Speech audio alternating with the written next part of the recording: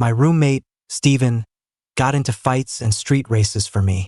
The day he confessed his feelings, everyone was shocked that he'd actually fallen for a guy.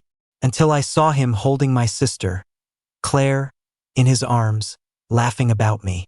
Me like a guy? That's disgusting. And just like that, I became the gay guy everyone despised. Later, a new guy transferred to our school and fell for me at first sight. That's when Steven completely lost it. I was a little stunned when Steven called. It was the first time he'd reached out in half a month. It's my birthday today. You coming? His lazy voice cut through the loud music in the background. I paused. I didn't know it was, I'll be right there. Steven just grunted in response.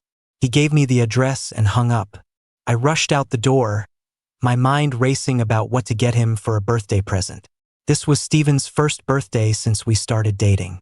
I was still worrying about his gift as I walked up to the door of the private room at the bar. But the moment I pushed the door open, a familiar male voice stopped me in my tracks. David is your boyfriend. What are you doing hugging me? Hearing my name, I instinctively froze. Steven had his arm around my sister, Claire, and frowned slightly. Don't use the word boyfriend. It makes me sick. If he didn't look a little bit like you, I wouldn't have even given him a second glance. Gay guys are just perverts, aren't they? My body went rigid. It felt like I couldn't even process what he was saying. So, Steven was just using me as a stand-in for Claire. Is that why he got with me? The next second, Claire turned her head slightly and our eyes met. Speak of the devil and David appears. She laughed as a few people next to her pulled me in front of everyone without another word. The crowd started jeering. See? What does that make you, David? I looked up and met Steven's indifferent gaze. He sat there coolly, holding Claire, with no intention of explaining himself. Someone else twisted the knife. You had no idea, did you? The disgusted look on Steven's face whenever he talked about you with us. Didn't you try to kiss him once and get rejected? My eyes shot wide open, my face turning pale as I looked at the person speaking. Steven was so grossed out he couldn't eat a single bite of dinner that afternoon. After he finished, the onlookers erupted in laughter. I mechanically turned my head to look at Steven. Steven, is that what you think too? But he just curled his lip into a faint smile. It's the truth. Steven chewed on a piece of ice and raised an eyebrow. David, it's just like you see. Claire's back, so I'm dumping you. I still hadn't recovered from the massive shock, but I at least knew I was being humiliated. So I picked up the glass in front of me and threw the drink in Steven's face. You're a fucking scumbag. Then I kicked him hard. The next second, one of Steven's friends punched me without holding back. You've got some nerve, asshole. You dare to hit him? Claire quickly wiped Steven's face and shot me a reproachful look as I fell to the ground. Steven smirked, got up, and looked down at me. You can get lost now. Are we even? Before I could make another move, Steven had his friends drag me out of the bar. Night fell, and it suddenly started to rain. The downpour grew heavier, soaking me to the bone. Walking in the rain, I thought back to the day Steven confessed to me. The boy had been so wild and confident. Hey, I need to tell you something. Yeah, I like you. Will you be with me? But I'm a guy and you're a guy. I don't care if you're a guy or a girl. I just like you. It was all a lie. My eyelashes trembled, and a drop of water, rain or a tear, I couldn't tell which, hit the ground.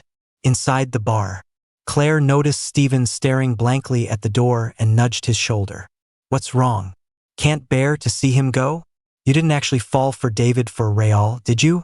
Steven snapped back to reality with a sneer. Did you come back just to piss me off? With that, he gently bit Claire's lower lip. A girl's lips. This is what I like, Steven told himself.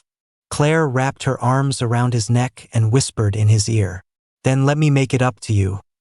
Okay? Steven let out a low laugh, then picked Claire up and left. Meanwhile, I walked into my family's house looking like a drowned rat, only to be met with my stepmom's sarcasm. Well, you're certainly acting more and more like a young master of this family, aren't you?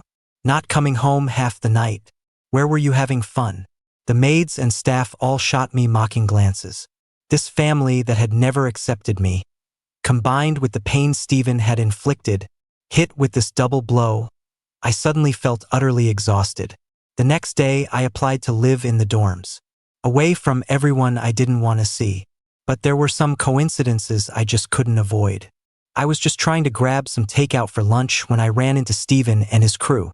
"What are you doing here?" I was waiting at the counter for my food when Steven came out of a private room and we bumped right into each other. The accusation in his tone couldn't have been more obvious. "None of your damn business," I said, not wanting to deal with him. Claire followed him out. Her expression was strange, her tone sarcastic. "David, are you stalking us because you can't let go?" I never thought a guy could be more paranoid than a girl. Or maybe, is this how your kind of people are? Apparently, Steven thought the same. After Claire spoke, he frowned. His eyes filled with repulsion as he looked at me. "This is a restaurant. This is a public place." I looked away, my voice flat. It was my way of telling them this was just a coincidence. Felt like my sadness had morphed into a toxic exhaustion. I didn't have the energy to argue with them anymore. The bruise on the corner of my mouth hadn't even faded yet. I couldn't afford to provoke someone like Steven. "Sir, your shrimp fried rice is ready." The cashier's voice pulled me out of my predicament. After nodding my thanks, I ignored them both and turned to leave. But the whole time, Steven was staring at me, and his gaze was getting more and more intense. I couldn't help but speed up, but Steven ran up and stopped me anyway. "David." Steven blocked my path.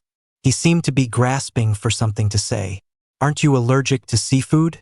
I let out a rare, sarcastic laugh. The one with the seafood allergy is Claire. Steven's lips pressed together, speechless. But as I tried to walk around him again, he grabbed my arm. "Don't you have anything you want to ask me?" I pulled my arm away and paused for a few seconds. I finally asked the question. "Why did you humiliate me in front of everyone on your birthday? If you wanted to break up, you could have just said so." Our eyes met. Steven's lips were tight, as if the words were hard to say. A restless breeze blew, but my heart was frozen solid. I heard Steven say, "Claire doesn't like you. You and your mom are the ones who destroyed her family." The last flicker of light inside me died out. After a long moment, my calm tone turned lifeless. "So, you got with me from the very beginning just to get revenge for Claire?" Steven was silent. I nodded. Of course. It was normal for no one to ever like me. "I get it." I picked up my food and walked away. My eyes skimmed past Claire, who was standing at the door. Her gaze was filled with hatred for me. It wasn't until I reached the corner that I saw Steven in my peripheral vision, still standing there, looking in my direction. Inappropriately, I remembered. It used to always be me standing there, waiting for him. On the day of the school's anniversary celebration, I hadn't planned on going, but my roommate dragged me along. A lot of people were dressed to the nines, hoping to find a date. Amidst the glitzy atmosphere, I stood quietly in a corner, out of place in my plain white shirt.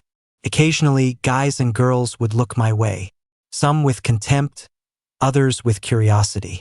Just as I was starting to feel uncomfortable and was about to leave, Claire blocked my path. She was holding a small plate with a few appetizer balls on it. "David, I haven't had a chance to properly catch up with you since I got back." I looked up at her. "I thought what happened the other day was your welcome home gift to me." Claire's nonchalant tone made it seem like she thought I was an idiot who couldn't tell right from wrong. Claire flicked her hair, and her eyes suddenly darted to the side. She smiled. "That was nothing. This is." Before I could understand what she meant, I saw red blotches start to appear on her face. She wasn't faking her discomfort. It was clearly a seafood allergy, and the symptoms were just starting to show.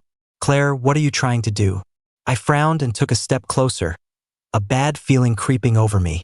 Sure enough, the next thing I knew, Claire collapsed onto a table, then slid to the floor. The commotion was loud enough to draw the attention of everyone there, including Steven. "Claire." Steven rushed over and held her. She hadn't completely passed out yet and buried her face in his chest. "Steven, I feel so sick. I think I'm having an allergic reaction." Steven brushed her hair aside and saw the rash. His voice was softer than I had ever heard it. "How could you accidentally eat seafood?" I'll take you to the hospital right now. Okay? The plate hadn't broken, and the shrimp balls were still sitting perfectly on it. Claire pointed a finger at it. Her voice was weak, and it sounded like she was crying from the pain. David, there was shrimp in those. Why did you give them to me?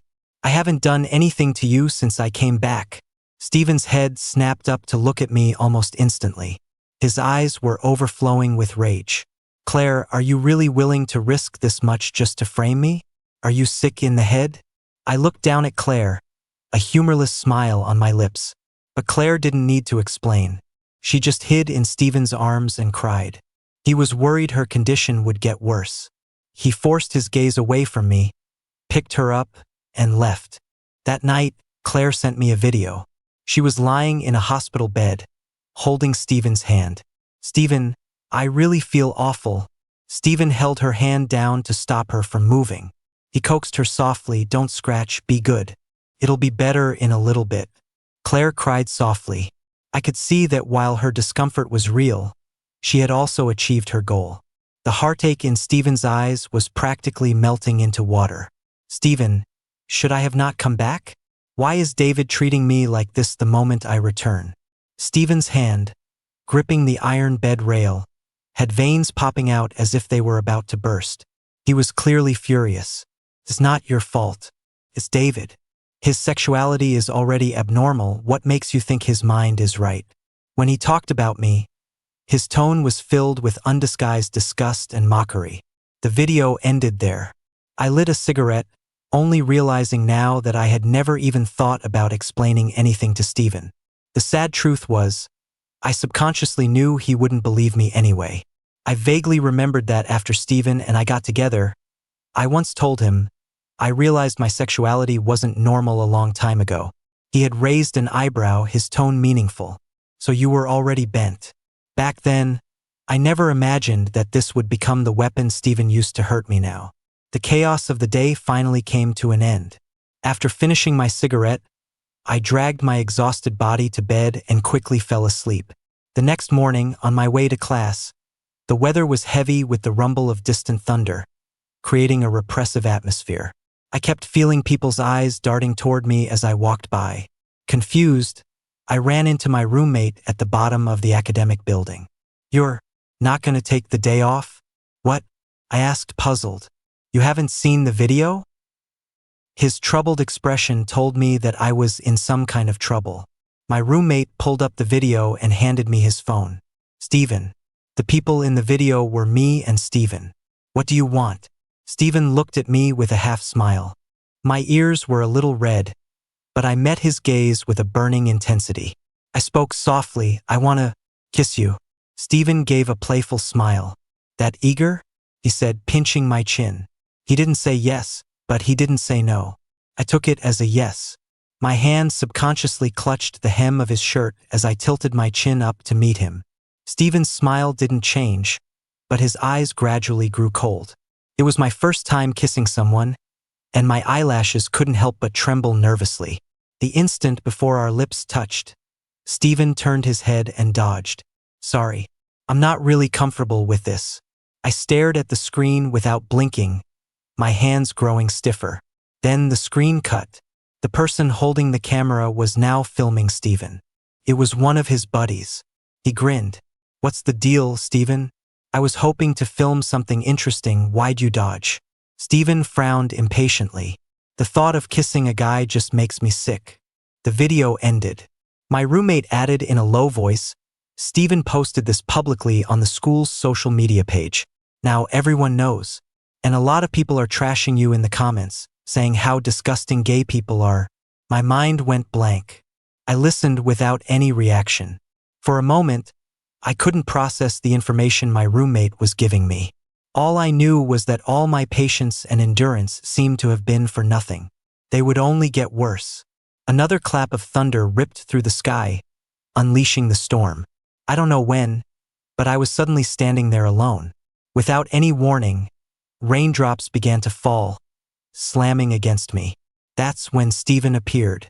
His gaze was calm and distant, as if he didn't think he'd done anything wrong at all. I stared at Stephen through the downpour. My emotions broke in an instant. I rushed up to him, knocked the umbrella from his hand, and threw a punch at his face. Steven, how far are you going to torture me? What the hell did I ever do to you? Seeing me like this now, you must be satisfied, right? We were both soaked to the bone by the rain, but I was still the pathetic one. The rain blurred my vision, and the negative emotions that had been building up for so long erupted uncontrollably. David. Steven ignored my breakdown, his voice cold. I'm helping you atone for what you did to Claire. With that rain, I let all my emotions out. I don't remember the details clearly. My last impression was looking at Steven as if he were a stranger. My tone was serious. Steven, I really regret ever liking you. Say that again? A rage that even the storm couldn't hide suddenly rose from Steven. I had no more energy to fight with him. I turned and walked away into the rain, leaving Steven to his fury behind me. I filed a complaint with the school for violation of my privacy and right of publicity, demanding they take the video down. And in one go, I reported Steven and his shitty friends to the police. Things were quiet for a while after that. It seemed like everything had gone back to normal. But then, Steven and Claire went public with their relationship. I became the butt of everyone's jokes. It was a large lecture class with 4 sections combined. Steven sat in the middle holding hands with Claire. They were surrounded by his jeering friends. Looks like a trip to the police station didn't teach them a lesson. The main point of the class was for each group to present their PowerPoint. I don't know if it was a coincidence or something else, but Claire's topic was, how do you view homosexuality? I have a question. She stood at the podium, her gaze sweeping past me to land on Steven, and she smiled sweetly. Steven, if a gay man publicly confessed his feelings for you, how would you feel? The room held its breath. Many eyes turned towards me. Steven didn't even glance at me, playing along with Claire's game. His tone was cold with a hint of mockery. Disgusted. If you're not going to use it, you might as well chop it off. Claire blushed and said coquettishly, Steven, don't be crude in class. The boy smirked, obediently apologized, and sat down. The two of them were openly flirting in class. But the next second, Claire called on me out of the blue. So, David, do you agree with Steven's point of view? It seemed that ever since the video incident, I rarely felt embarrassed anymore. I stood up calmly and looked her straight in the eye. Before I answer you, I'd like to ask you a question. I remember you're left-handed. Since your right hand has pretty much lost its main function, would you chop it off? If you refuse, aren't you implicitly disagreeing with Steven's point of view? Claire's intention was probably to humiliate me in public. She hadn't expected to be the one put on the spot. You, she glared, unable to form a complete sentence. Probably holding a grudge from class, she quietly positioned herself behind me in the crowded hallway after the bell rang.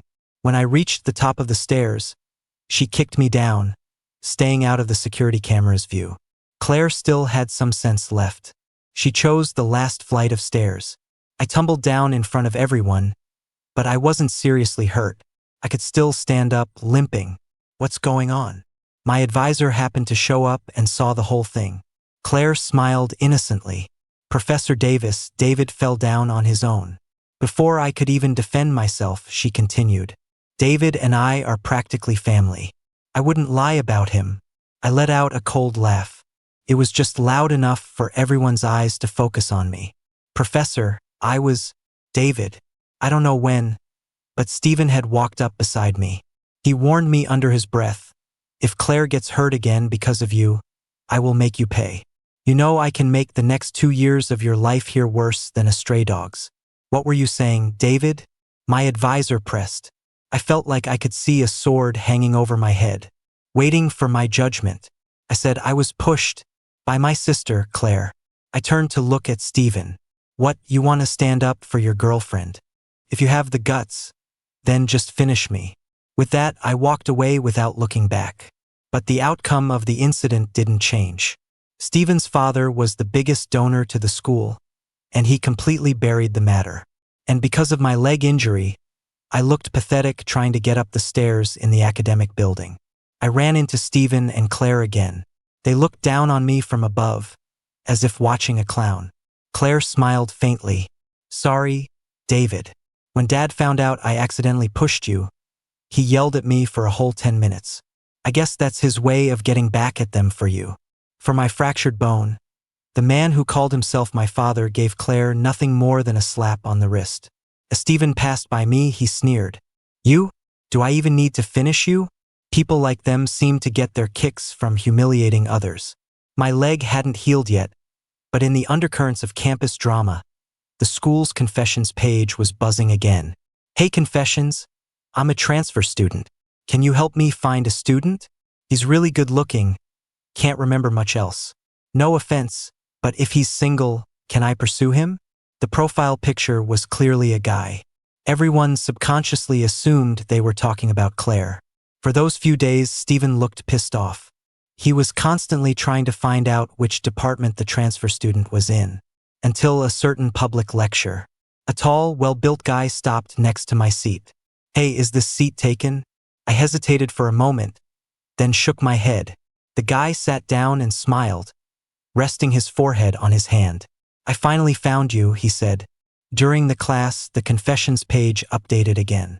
Hey confessions, no need to look anymore, I found. He's sitting right next to me. Soon, many people were frequently glancing our way, including Stephen. He was staring daggers at me. But the next second, the guy beside me blocked his view. Hey, my name's Dylan. Dylan was very direct. He showed me the confessions page on his phone and told me it was love at first sight. To be honest, after everything I'd been through recently, my first reaction was that this guy was just messing with me too. So I quickly looked away from his screen. Polite but distant. Well, I'm sorry, but I'm not interested. Dylan turned off his phone and smiled coolly. Well, I'm just trying to figure out how to win you over, right? I looked at him for a couple of seconds. His laid-back, cocky vibe felt increasingly familiar. On a whim, I asked, "Are you gay?" Dylan denied it. Liking you is just liking you. What does it have to do with being gay or straight? It was almost the exact same line Stephen had used. I let out a low laugh and didn't take his words to heart anymore. After class, to avoid Dylan and the looks from people who were enjoying the drama, I ignored the pain in my leg, grabbed my books, and quickly left. But Stephen still caught up to me. What did you two talk about in class? Stephen's probing gaze sized me up. What's it to you? Get lost. For once, he didn't get angry, just stared at me intently. After a long moment, I heard him say something absurd. David, why aren't you a girl? I couldn't help but laugh out loud. Stephen, are you losing your mind? The guy suddenly took a step toward me. I instinctively backed away, but accidentally twisted my injured leg. Is your leg still not healed? Stephen's expression was grave, as if he was genuinely worried about me. Let me carry you to the nurse's office, okay? He said, reaching for my hand. Stephen. I didn't move, just called his name calmly. He stopped. The breeze lifted a corner of his jacket. Only then did I notice he was wearing the same outfit as when we first met. But I no longer had that fluttery feeling. What do you think you're doing right now? Slap me a few times and then offer me a piece of candy? Stephen's eyes showed a hint of confusion. That's not. But that was all he could say. He couldn't explain himself. In the tense silence, he pursed his lips. Suddenly, he laughed self-deprecatingly. You probably won't believe this, but this is most likely a habit I picked up from when we were together. This time, before I could say something sarcastic, he beat me to it. Stephen took a step back, his eyes dark and unreadable. If a guy falls for the exact type of person he despises the most, doesn't that make him pathetic? It was a veiled attempt to test the waters. I pretended not to see the slight nervousness in his expression. Yes, you are indeed pathetic. Almost as soon as I finished speaking, Stephen lowered his eyes, hiding his emotions. He forced a smile, feigning nonchalance. Right. For a long time after that, Stephen didn't show up in front of me again. I didn't think much of that day. I just figured it was a whim of Stephen's, or maybe his possessiveness acting up. In contrast, Dylan started popping up everywhere in my life. Even in my dorm room, he stood in front of my bed with his suitcase. Oh, David, so your bed is across from mine. I was speechless. It was a normal sentence, but with his drawn-out tone and increasingly suggestive gaze, it was hard not to let your mind wander. Our dorm was a 4-person room with loft beds and desks underneath. Guys rarely used bed curtains. But the first night Dylan moved in, he made no effort to hide it. Before lights out, he lay on his side, facing me, just staring. David, the other 2 roommates, happened to be in the washroom. It was just the 2 of us in the room. The moment he spoke, I had a bad feeling. "Shut up," I said, thinking I'd warned him in time. Then I turned to face the wall, my back to him. But Dylan acted as if he hadn't heard me. He continued what he was about to say. "This is our first night together. Good night." I took a deep breath, pulled the blanket up higher, and ignored him. But only I knew. I was trying to cover up my bright red ears. The next day, I had a class with Dylan, so we left together. Just as we stepped out of the dorm building, we saw Steven, who I hadn't seen in half a month. His gaze shifted back and forth between us, his eyes growing darker. "I'm curious, what's the reason for transferring universities?" He directed his attack at Dylan. Dylan smiled faintly. "It's definitely not because I'm a straight guy pretending to be gay to deceive and bully someone." I froze, surprised that he already knew about me and Steven. Steven's face immediately darkened, and he said nothing. "Is there anything else, straight guy? My roommate and I are heading to class." Dylan leaned casually against the door, his tone quite mocking. Steven's gaze turned cold. "David, you're comfortable rooming with someone who has a plan for you, and going to class with him?" I had a cigarette dangling from my lips and rubbed my temples. "Can you drop the interrogating tone? A good dog doesn't block the road." Steven stopped talking and silently made way for us. Just as I had taken a couple of steps, his voice called out to me again from behind. During the half-month I was gone, I traveled abroad with Claire, took her racing. We did almost everything a couple could do. I kept telling myself that if I had a normal relationship and didn't see you, those weird thoughts wouldn't grow. But in reality, every day I was away from school, I was thinking of you. Beside me, Dylan clicked his tongue in annoyance. Then I heard Steven, after all his build-up, finally reach his conclusion. "David, you can call me disgusting, I don't care, but I've genuinely fallen for you. I became the gay guy I once hated, all for you." Steven's confession was unexpected, but his condescending attitude hadn't changed at all. It was as if falling for me was a huge concession on his part, something I should be grateful for. Steven walked closer, circling around to face me. His tone was somewhat cautious. "I know I did a lot of things to hurt you, and you won't forgive me easily, so I plan on winning you back. Is that okay?" I studied the expression on the guy's face as if it were an academic subject. Compared to the first time, he did seem much more sincere. But I didn't believe him anymore. "But Steven," I looked up and asked him, "being pursued by the person you despise the most, wouldn't that be annoying? Like Steven in the past? Or like me now?" Dylan laughed out loud, as if mocking his naivety. Steven didn't have an answer, but that didn't mean he gave up.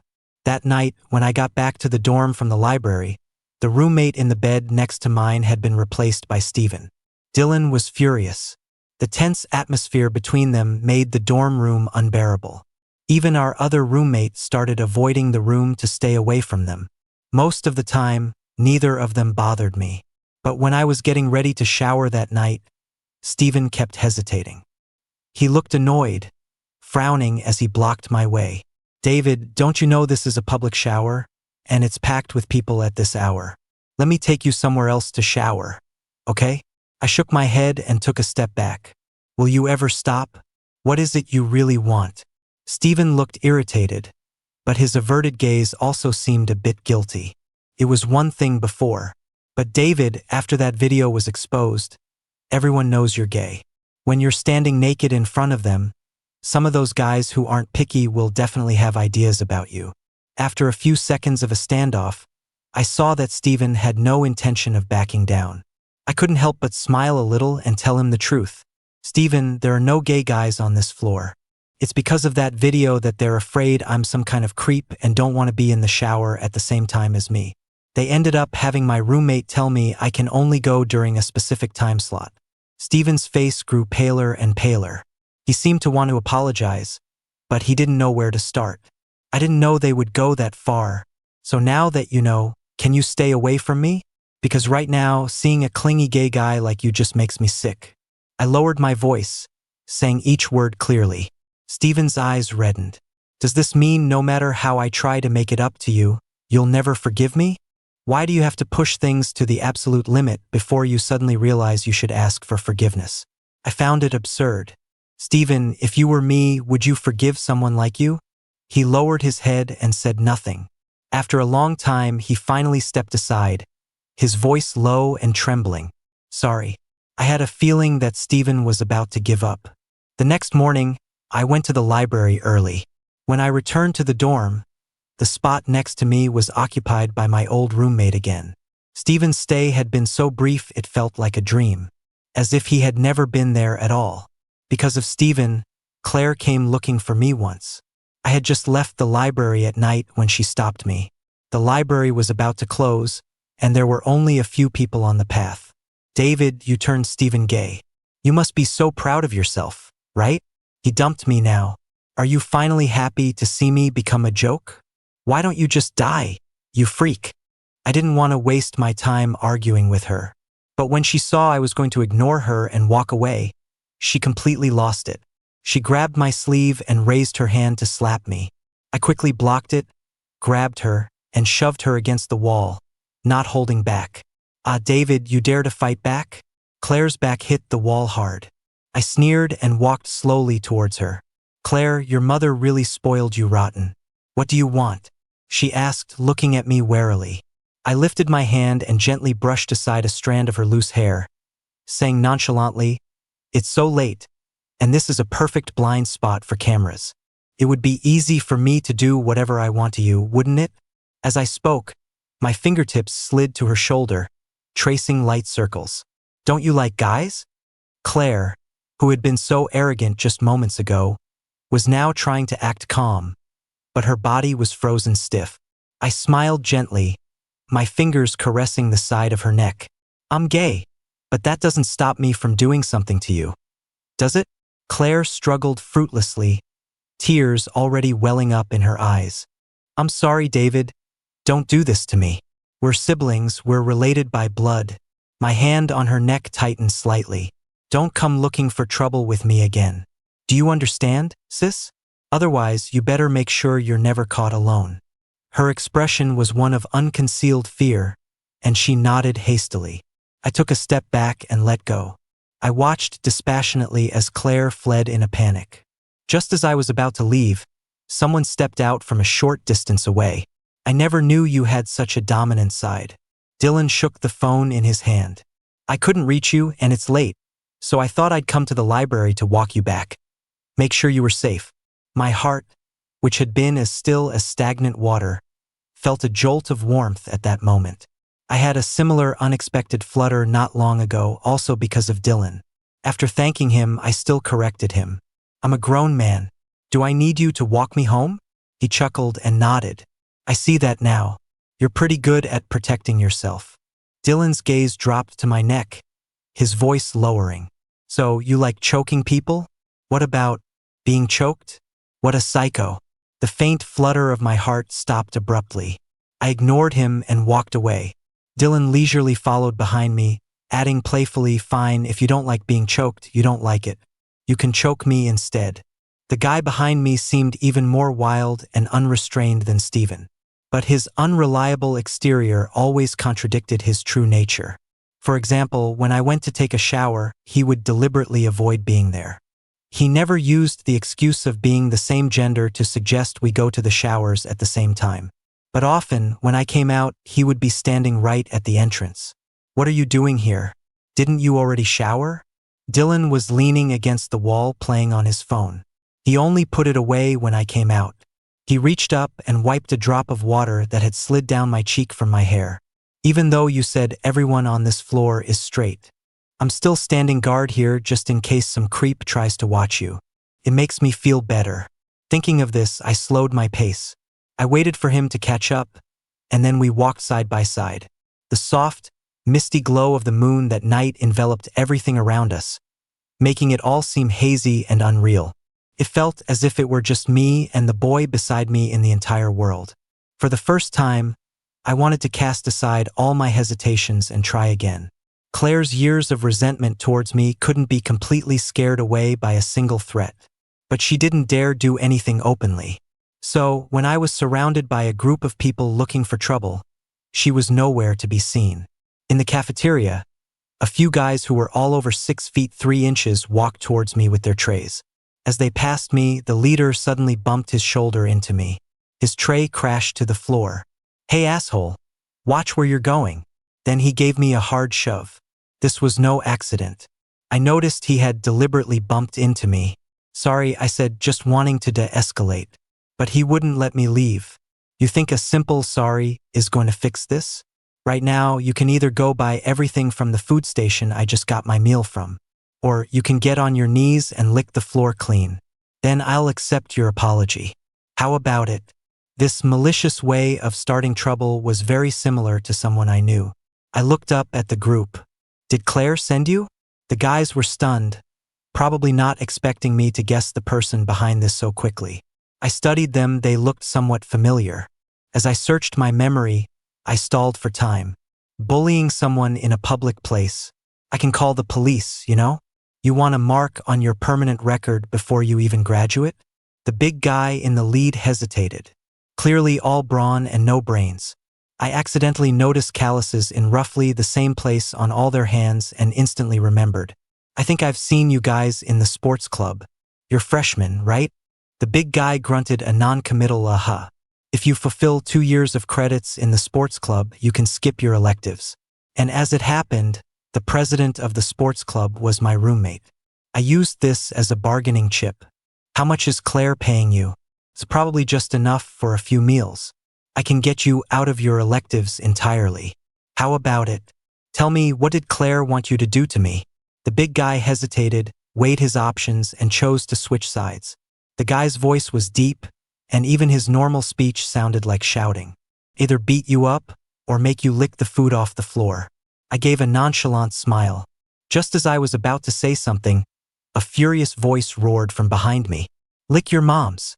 Dylan must have only heard that last part and thought I was being harassed. Without a second thought, he grabbed a nearby tray with someone's leftovers and slammed it onto the big guy's face. I was speechless. I had it all sorted out. After a chaotic brawl, the big guy was holding his bloody nose, on the verge of tears. What the hell is even happening? They helped the big guy leave first. I turned back to look at Dylan. I was awesome, right? Taking on 4 athletes by myself. His eyes were bright with youthful arrogance. "You know what this means, David? It means I have great stamina." "Oh, shut up." I looked at the bruises on his face and couldn't help but laugh. I dragged him to the school nurse to get his cuts treated. The boy, enduring the pain of his injuries, was rambling on and on about how amazing he was. That was 1 against 4. David, they probably weighed 1,000 pounds combined, right? And I still took them down easily. 1,000 pounds. I sighed helplessly and nodded. "Yeah, you were amazing. The most amazing person I've seen at this school." Dylan nodded vigorously, a wide grin spreading across his face.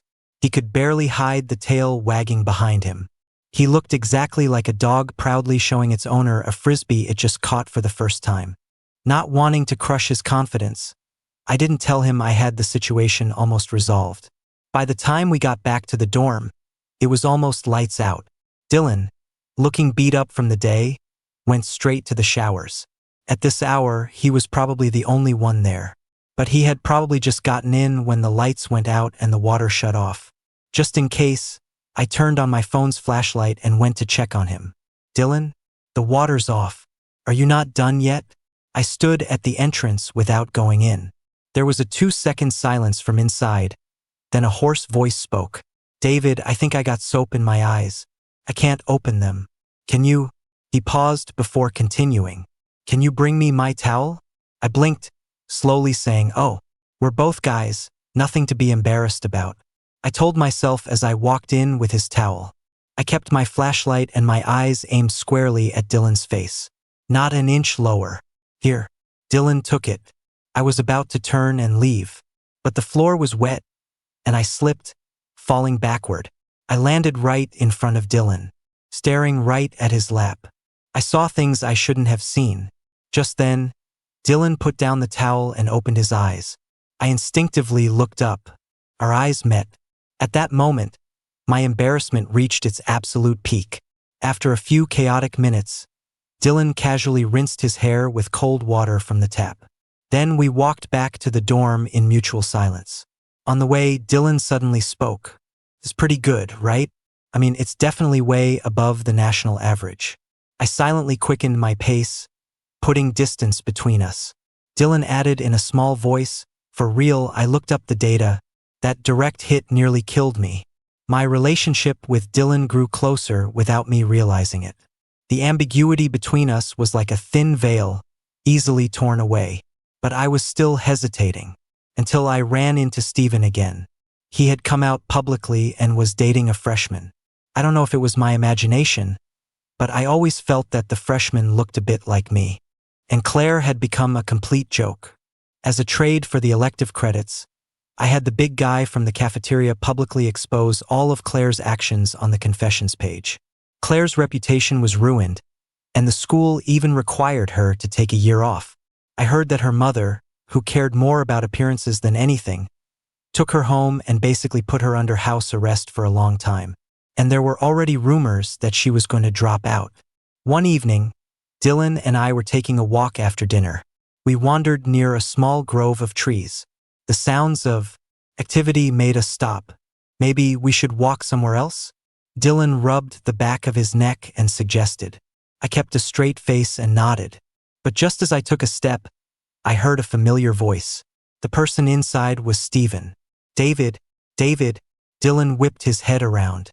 Then, another guy's voice responded intermittently. "I'm here, Steven." It was so disgusting. I instantly felt sick to my stomach. I was about to step away and wait for them to come out, but Dylan had already stormed in. "Steven, are you disgusting or what? Getting off to fantasies of David? Are you out of your fucking mind?" By the time the three of them came out, I had composed myself. I looked at Steven indifferently.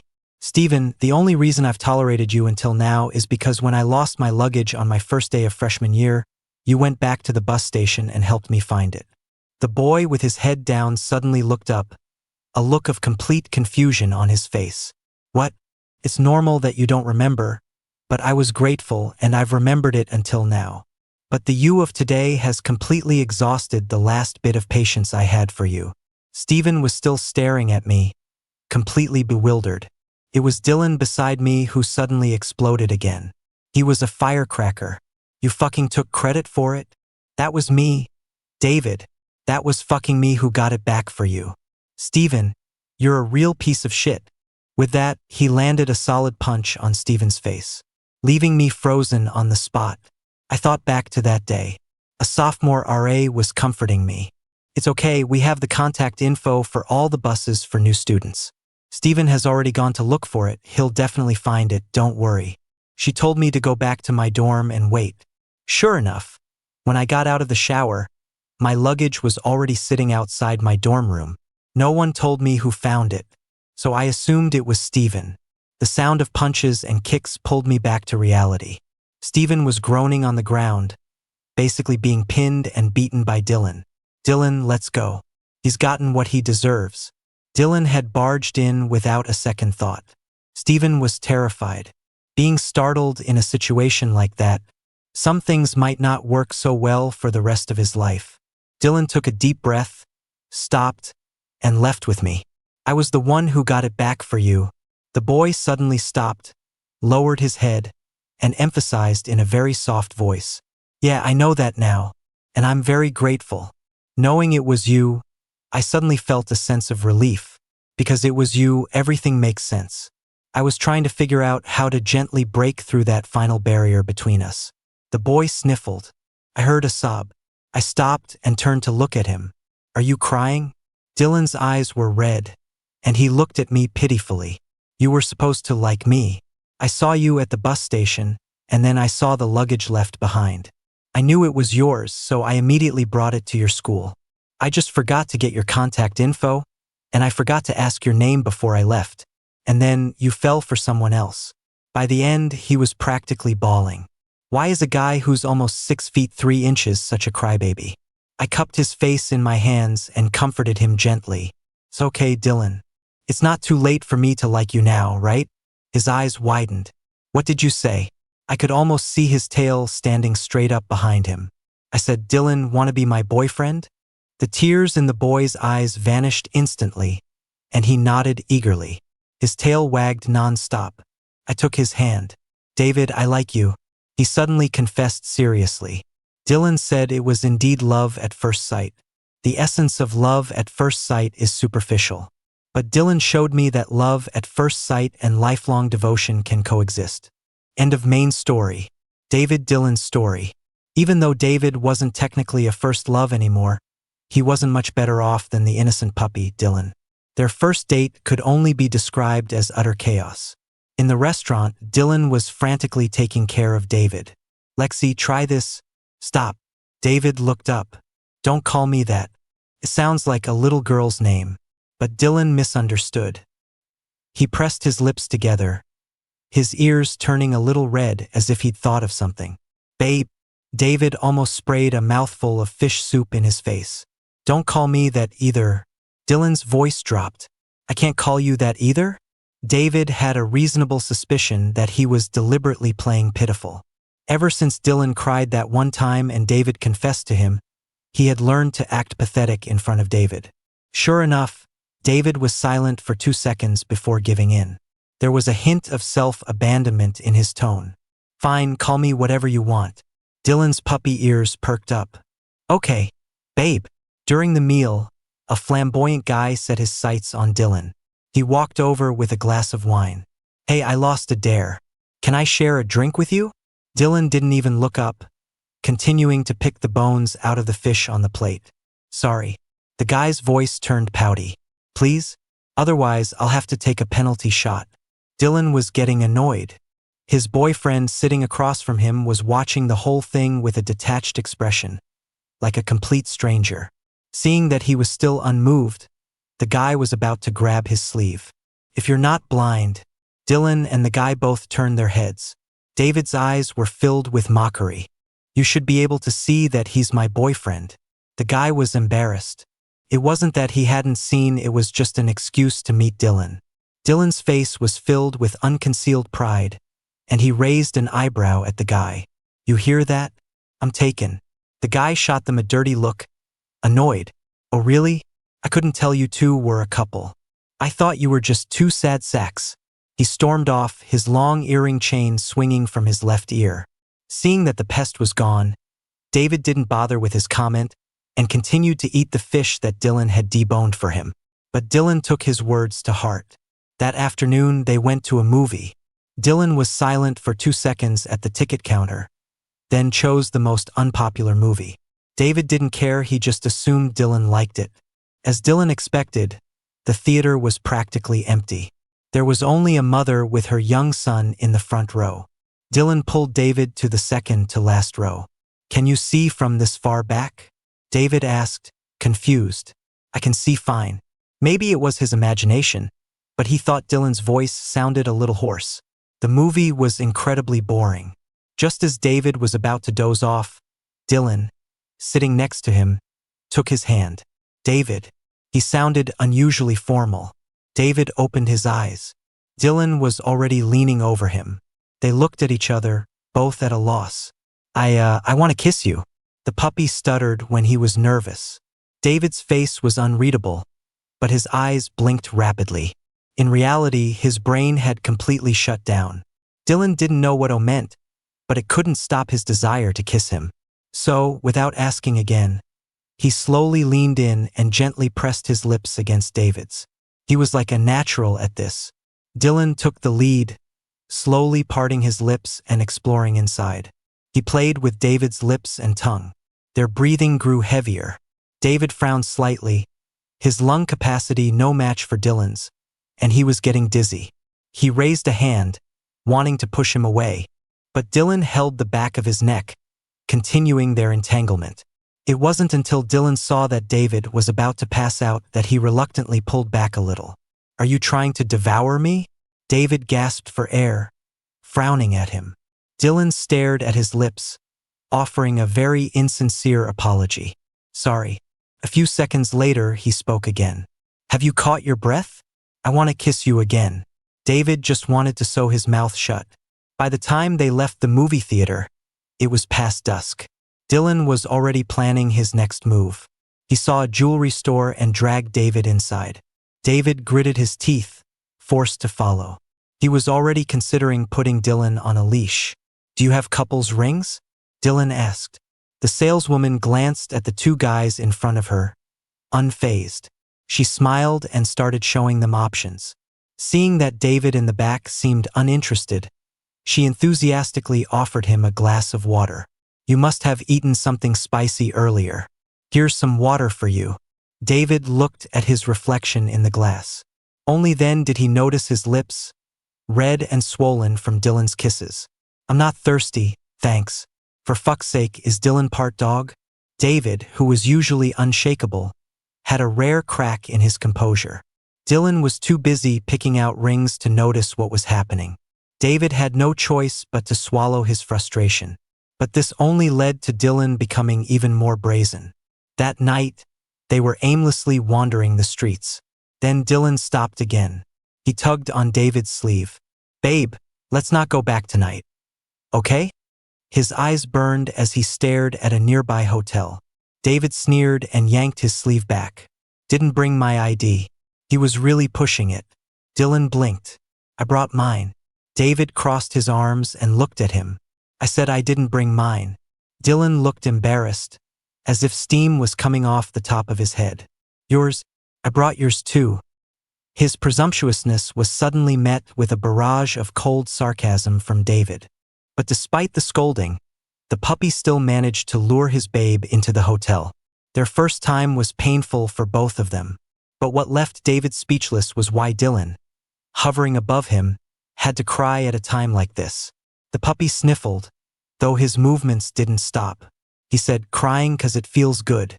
That night, David was covered in bite marks.